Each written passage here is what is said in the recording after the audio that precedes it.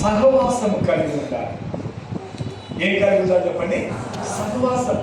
అనుదినము సహవాసం కలిగి ఉండాలి. అనుదినము సహవాసం లేకుండా ఏదో అప్పుడప్పుడు పండుగలకు లేకపోతే అవసరం ఉన్నప్పుడు, ఏదో బాధ కలిగినప్పుడు, లేక కొరత కలిగినప్పుడు మన సహవాసం చేయడం కాదు. ఎడతెగక అనుదినము సహవాసం చేసిన వారమైతే అప్పుడు ఆయన ముద్దు పెట్టుకున్న అర్హత మనకు కలిగి ఉంటాం. స్తోత్రం చెప్పండి. ఎప్పుడు సహవాసం చేయాలి? అనుదినము. కొంతమంది అలా లేరు.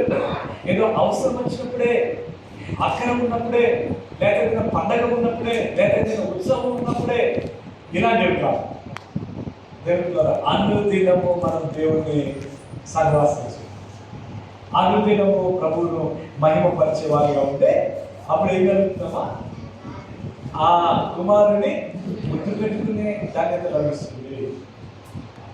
ఉదాహరణకు బైబిల్లో చూస్తే చూడండి, ఎస్తేరు గ్రంథం 5వ అధ్యాయం 2వ వచనం చూద్దాం. ఎస్తేరు గ్రంథం 5వ అధ్యాయం 2వ వచనం.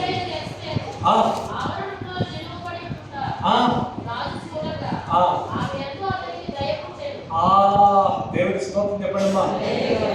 చూడండి, రాణి ఎస్తేరు ఆ కాలంలో జరుగుతున్న కొన్ని పరిస్థితులను బట్టి తన జనాంగం ఎలాగైనా రక్షించుకోవాలని ఆలోచన కలిగి రాజు దగ్గరికి వెళ్ళాలి కదా. రాజు దగ్గరికి వెళ్ళి దేశంలో లేకపోతే తన రాజ్యంలో జరుగుతున్న కొన్ని పరిణామాలు చెప్పాలి కదా.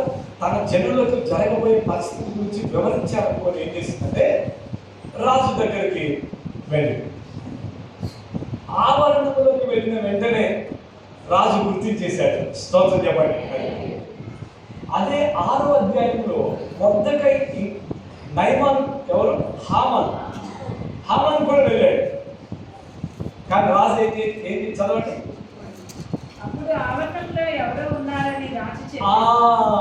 అప్పుడు ఆవరణములో గుర్తించలేకపోయాడు. హామాను వెళ్తే రాజు సరిగ్గా గుర్తించలేదు. ఎవరో ఉన్నారు, చూడండి అయ్యా ఎవరో వచ్చారు, చూడండి అయ్యా ఎవరో అక్కడ నిలబడ్డారు కదా, ఎవరో అక్కడ ఉన్నారు.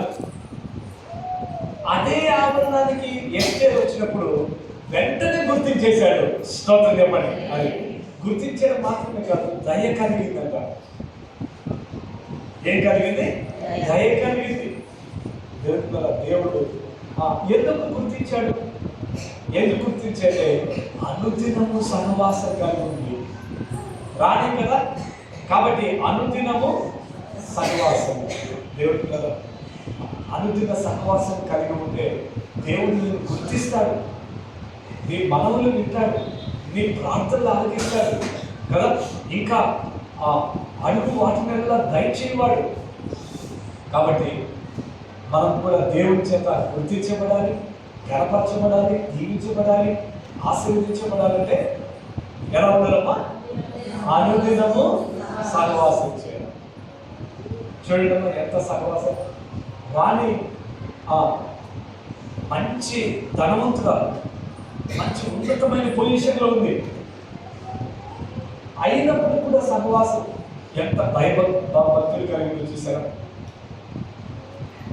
కొంచెం ధనం ఉంటే చాలు, గొప్ప స్థితి ఉంటే చాలు, ఇంకేదైనా కొరత లేని స్థితి ఉంటే, సమృద్ధి ఉంటే అసలు ఎవరైనా కనపడతారా కదా.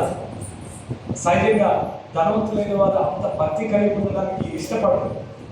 ఎందుకు? వాళ్ళకు అన్నీ ఉన్నాయి.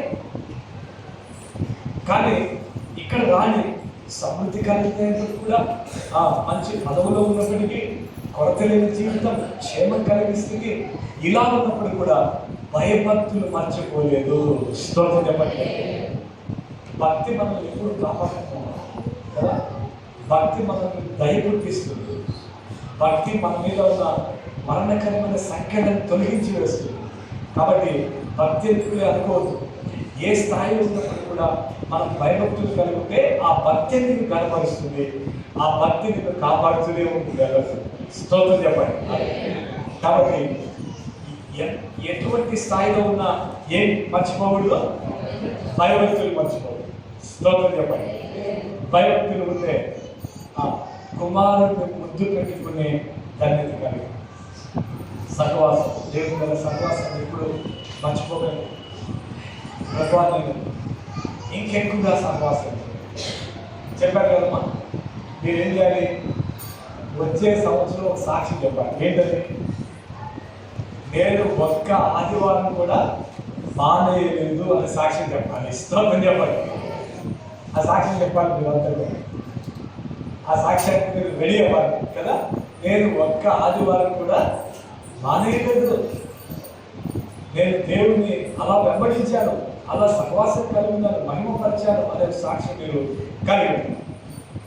కాబట్టి సహవాసము కలిగిన వారికి ఏ ధన్యతమా? ముద్దు పెట్టుకునే ధన్యత కలుగుతుంది. అంతమాత్రమే కాదు, ఆయన రాణి ఎస్తేరుని ఏమి ఆవలేదు కొరతలు తీరుతాయి. మూడవదిగా ముద్దు పెట్టుకునే ధన్యత రావాలంటే లూకాసు వార్త 2వ అధ్యాయము 25-26 వచనాలు చదవండి. 25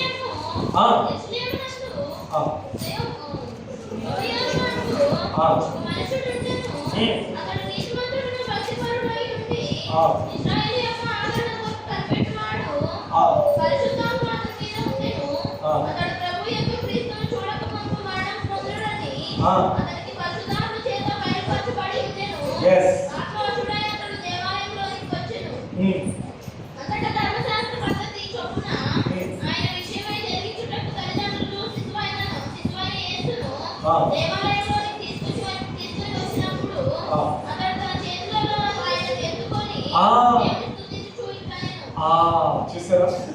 ఇక్కడ చదవబడిన వాక్యంలో సుమయోను అనే ఒక భక్తిపరుడు, చాలా దేవుని భయభక్తులు కలిగి ధర్మశాస్త్రం వాడిన చొప్పున తన జీవితాన్ని కొనసాగిస్తున్న మంచి వ్యక్తి కనపడుతున్నాడు.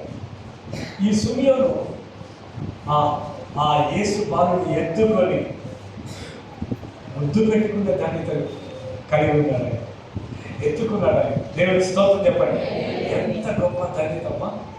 ఆ కాలంలో ప్రధానులకు లేదు, యాజకులు లేదు, గొప్పవారికి లేదు, శాస్త్రులు పరిచయం లేదు, ఎవరికి లేదు ధన్యత ఇతరు కలిగి ఉన్నాడు. చక్కగా నరవతారిగా భూలోకంలో జన్మించిన ఆ యేసు బాలుని ఎత్తుకొని ముద్దు పెట్టుకొని ధరించే గొప్ప ధన్యత అతడు కలిగి.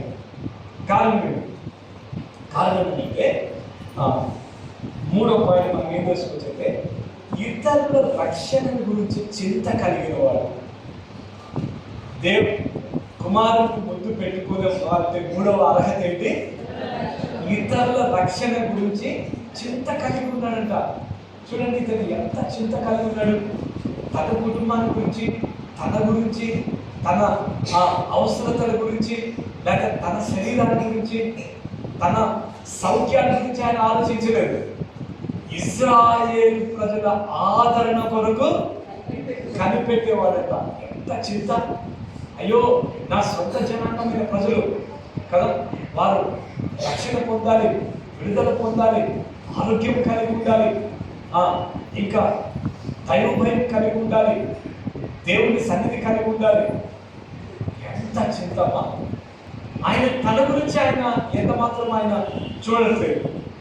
తన ప్రజల రక్షణ కోసం గాయపడిన వారు, బలహీనమైన వారు, బంధింపబడిన వారు, నశించిపోతున్న వారు, అయ్యో నా ప్రజలు విడుదల పొందాలి. స్తోత్రం చెప్పండి. మనకు కూడా కదా, ఎంతో మంది గాయపడిన వారు ఉన్నారు, నశించిపోతున్న వారు, బలహీనమైన వారు, సంఖ్యలతో ఉన్నవారు. ఇంకా వాళ్ళందరి గురించి మనం ఏం చేయాలి? ప్రార్థన చేయాలి, చింత కలిగి ఉండాలి. అటువంటి వారికి కుమారుడిని ఎత్తుకొని ముద్దు పెట్టుకునే ధన్యత లభిస్తుంది. కాబట్టి ఈరోజు నుంచి మనం కూడా ప్రభా ఇంకా ఆయన గాయపడిన వారందరినీ స్వస్థపరచండి, విడుదల ఇవ్వండి, ఇంకా రక్షణ లేని వారిని దర్శించండి, ఆరోగ్యం ఇవ్వండి, నీ వైపు ఆకర్షించండి. అలాగా ప్రతి వారి గురించి కూడా మనం ఏం చేయాలి? ప్రార్థించాలి. ఎస్తేరు అలాగే చేసింది కదా. ఎస్తేరు నిజానికి ఎస్తేరు ఒక సేఫెస్ట్ ప్లేస్లో ఉంది. మంచి, ఆమెకి ఏ ఇబ్బంది లేదు, ఏ కొరత లేదు, ఏ భయం లేదు. అటువంటి మంచి సేఫెస్ట్ ప్లేస్ లో ఉన్నప్పటికీ కూడా తన జనుల రక్షణ కోసం ఎంతగా ప్రాకులాడింది. స్తోత్రం చెప్పండి. తన జనులు కాబట్టి చూడండి, ఎస్తేర్ ఏమింది, నేను నా కొరకు యూదులందరినీ సమకూర్చండి, ఉపవాసం ఉన్నవారిని. అంటే ఆ అర్థం ఏంటి? సంఘాలలో ప్రార్థన చేసేవారు ఉండాలి. స్తోత్రం చెప్పండి.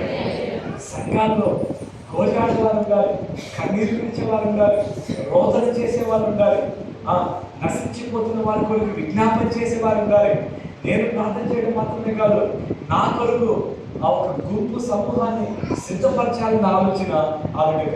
కాబట్టి సంఘాలలో ప్రార్థన చేసేవారు తప్పనిసరిగా ఉండాలి. రోదన చేసేవాళ్ళు జనుల రక్షణ కోసం, జనుల విడుదల కోసం, దేవుని రాజ్య వ్యాప్తి కోసం మనం ఖచ్చితంగా ప్రార్థన చేసేవారు అయితే ఏం కలుగుతామా? కుమారుని ముద్దు పెట్టుకునే దానికి కలుగుతుంది. 4వ వచనం లూకా సువార్త 2వ అధ్యాయం 37-38.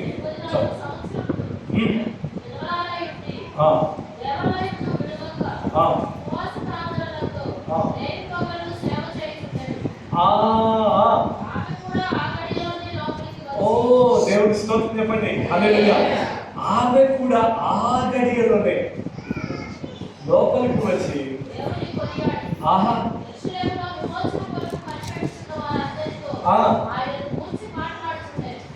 చూడమ్మా, ఇక్కడ కూడా ఏంటి సహోదరి పేరు? అన్న. 4వదిగా ఆమె కూడా కుమారుని చూడగలిగింది. బహుశా ఆమె కూడా ఎత్తుకొని ముద్దు పెట్టుకొని ఉండొచ్చు కదా. ఎందుకంటే దేవుడు ఎవరిని నిరాకరించాడుగా. తను ఆసక్తి కలిగిన వారిని అందరికీ అందుబాటులో ఉన్న దేవుడు ఆయన. ఆసక్తి కలిగిన వారందరికీ అందుబాటులో ఉన్న దేవుడే. కాబట్టి 4వదిగా కుమారుడు ముద్దు పెట్టుకునే దానికి రావాలంటే ఉపవాస ప్రార్థన చేసేవారే ఉండాలి. స్తోత్రం చెప్పండి. ప్రార్థనా పరమై ఉండాలి. కొన్నిసార్లు మనకు ఉపవాస ప్రార్థనలు అవసరం కదా. ప్రార్థనా పరులు అయిన వారు అవసరం. ప్రార్థనా పరులకు కుమారుడిని ముద్దు పెట్టుకునే దానిగా లభిస్తుంది. ఎవరు చెప్పండి? ప్రార్థనా పరులు. ప్రార్థనా పరులు ఉండాలి. ఈమె ఎన్ని సంవత్సరాలమ్మా ప్రార్థన?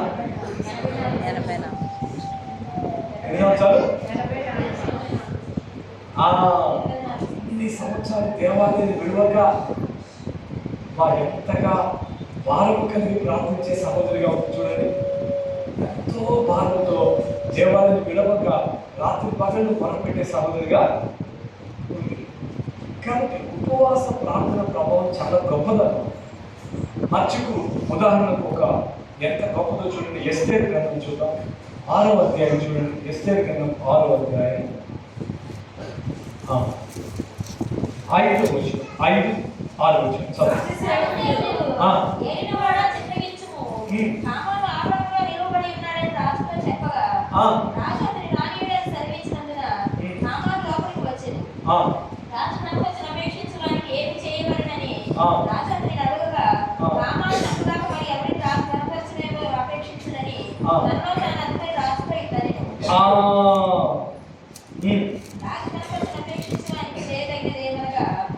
రైట్. ఇక్కడ చదువుకున్న వాక్య భాగంలో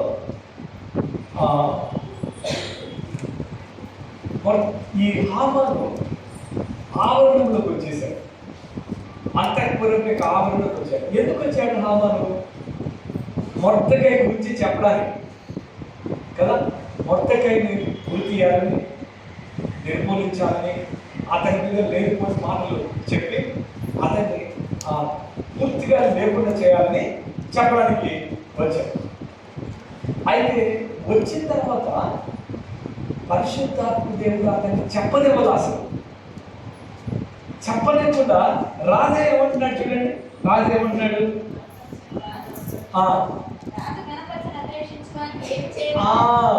రాజు అతన్ని అడుగగా చూసారా? అసలు ఆయన చెప్పడానికి వచ్చాడు, అసలు చెప్పే అవకాశం ఇవ్వలేదే దేవుడు. అంటే పవర్ ఆఫ్ ఫాస్టింగ్ ప్రేయర్, ఉపవాస ప్రార్థనకి వచ్చింది కాబట్టి ఆ ఉపవాస ప్రార్థన బ్రహ్మ అక్కడ పనిచేసింది. ఏంటా పని?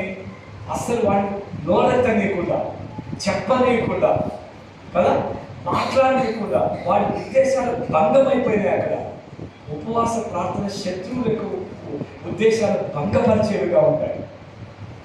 శత్రువులకు ఉపాయాలను కూడా లైవ్ అయిపోయినగా ఉపవాస ప్రార్థన చేస్తాయి.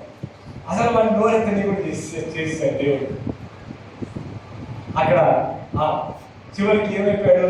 వాడు తీసుకున్న గొంతులోనే వాడిపోయాడు. So that is the power of fasting prayer. ఉపవాస ప్రార్థన గొప్పతనం అదే మనం కదా. మన ఉపవాస ప్రార్థన గత 21 దినాలు ఉపవాస ప్రార్థన చేశాం. మరి సిస్టర్ ఆదిలక్ష్మిలో ఒక విషయం చెప్పింది. అక్కడ వాళ్ళ ఊర్లో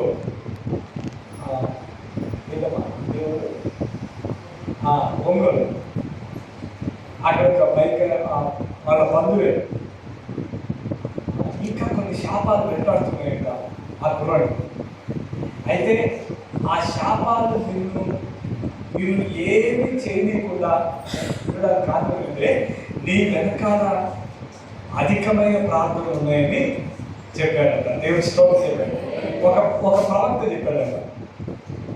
ఎందుకంటే మనం గత కొన్ని రోజులుగా ఆ వ్యక్తి గురించి మనం ప్రార్థన చేస్తున్నాం. ఆ చీటిల్లో ఇట్లాగే అన్నదట, నీ వెనకాల ఏదో బాగా బలమైన ప్రార్థనలు జరుగుతున్నాయి, ఆ ప్రార్థనలు బట్టే శాపము నిన్ను తాకట్లేదు అని చెప్పాడట. దేవుడి స్తోత్రం చెప్పండి. చూసారు the power of fasting prayer. ఉపవాస ప్రార్థన ప్రభావం ఎలా ఉందంటే ఇక్కడ అసలు శత్రువు నోరెత్తనే కూడా చేసేసింది. కాబట్టి మనకు కూడా శత్రు ఉపాయాలు, ఆలోచనలు, ఆ క్రియలు అవన్నీ కూడా లైవ్ అయిపోవాలంటే మనం భారం కలిగి ప్రార్థన చేసేవారుగా మనం ఉండాలి. అది ఈమె కూడా అన్న ఎంత చక్కగా ప్రార్థన చేసింది కాబట్టి కుమారుడిని చూసే ధన్యత వచ్చింది. స్తోత్రం చెప్పండి. కాబట్టి దేవుడు ఇదే రియల్ క్రిస్మస్. దావీదు క్రిస్మస్ అంటే ఇదే. ఓ కుమారుడిని ముద్దు పెట్టుకోండి, అది త్వరపడండి కదా. ఇక సమయం లేదు, యుగ సమాప్తికి చేరులో ఉన్నాం. ఇదిగో అందుబాటులో ఉన్నాడు కుమారుడు. మనందరికీ అందుబాటులో ఉన్న ఆ కుమారుని ఏం చేయాలి? అది ఎందుకు ముద్దు పెట్టుకోవాలి కదా? ఎందుకు ముద్దు పెట్టుకోవాలి? చూడండి, యోహాను సువార్త 14వ అధ్యాయం 6వ వచనం. యేసు నేనే మార్గమును సత్యమును జీవమును, నా ద్వారానే తప్ప ఎవడును తండ్రి యొద్దకు రాడు. అది దేవుడు ఇక్కడ నేనే మార్గము సత్యము జీవము, నా ద్వారా తప్ప ఎవరిగా దేవుడు రాజించాడు, తండ్రి రాజ్యాన్ని ఇచ్చాడు. ఇక్కడ దేవుడు ఏమన్నాడు? నేను మార్గం వల్ల, నేనే మార్గం. I am the only way to inherit the kingdom of God. అది నేను మాత్రమే పరలోక రాజ్యానికి మార్గం. అంతేగాని మన దీక్షలు, యాత్రలు, దానాలు, వ్రతాలు, ఇహలోక సంబంధమైన ఏ క్రియలు కూడా దేవుడి రాజ్యాన్ని చేర్చలేవు. ఒక ప్రభువు మాత్రమే. ప్రభువే ఇంకా ఆయన వెంబడించిన ఒకటే ఒక మార్గం. అందుకే కుమారుడు పెట్టుకోవాలి. ఒకవేళ నాకెందుకులే కదా, కుమారుడిని ఎందుకులే అనుకుంటే త్రోవ తప్పి నశించిపోతాము. అది కదా. అంటే మరి క్రిస్మస్ దినాల్లో ఎక్కువగా ప్రభువుని ఆశ్రయించి ఆయన చేర్చుకుని ఆయనలో ఆనందించాలి. ఆయన ఏమి నేర్చుకున్నాం? కుమారుణ్ణి ఏం చెప్పండి?